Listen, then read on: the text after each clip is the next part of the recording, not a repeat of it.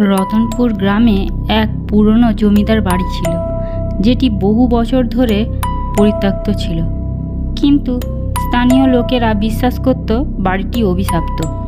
ওই গ্রামের লোকেরা মনে করে সেই জমিদার বাড়িতে একসময় এক ধনী জমিদার থাকতেন, যার একমাত্র মেয়ে ছিল। মেয়েটির নাম ছিল কমলা। কমলা ছিল খুব সুন্দরী, কিন্তু তার জীবনের দিনগুলো সুখের ছিল না। একদিন এক ভয়ঙ্কর দুর্ঘটনায় তার মৃত্যু হয়। কমলার হঠাৎ মৃত্যুর কারণে গ্রামের লোকেরা ওই বাড়ির কাছাকাছি যেতে ভয় পেত। তারা বলতো মাঝরাতে কমলার আত্মা তার পুরনো বাড়িতে নাকি ঘুরে বেড়ায়। একদিন গ্রামের দুই বন্ধু রাহুল আর মানিক ঠিক করলো তারা রাতের বেলা সেই বাড়িতে যাবে। তারা বিশ্বাস করত এইসব ভূতের গল্প শুধুই মিথ্যে।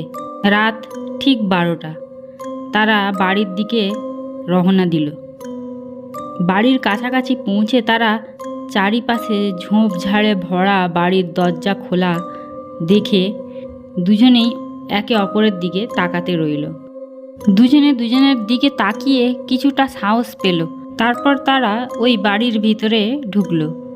ঘরের ভেতরে পুরনো আসবাবপত্র, মাকড়সার জাল আর ধুলার স্তূপ ছিল। হঠাৎ একটা ঠান্ডা হাওয়া ঘরের ভেতর দিয়ে বয়ে গেল। রাহুল এবং মানিক হ্যারিকেনের আলোয় চারপাশ দেখতে লাগলো। হঠাৎ তারা শুনতে পেল কে যেন কান্না করছে।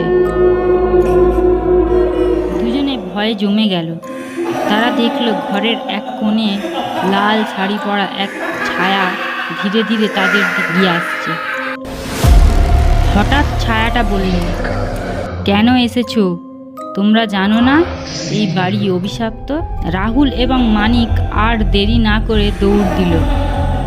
গ্রামের লোকেরা পরের দিন ওই রাস্তা থেকে যাওয়ার সময় দেখল রাহুল আর মানিক বাড়ি ফেরার পথে জ্ঞান হারিয়ে পড়ে আছে। তাদের মুখে ছিল আতঙ্কের ছাপ। এরপর থেকে কেউ আর জমিদার বাড়ির কাছাকাছিও যায়নি।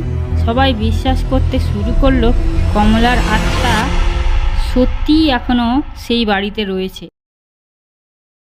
বন্ধুরা, আমার গল্প যদি তোমাদের ভালো লেগে থাকে প্লিজ আমার চ্যানেলটা সাবস্ক্রাইব করে দিও আর বেল আইকনটা প্রেস করে আমার পাশে থেকো, যাতে আমি নতুন নতুন ভিডিও আপলোড করলে সবার প্রথম তোমাদের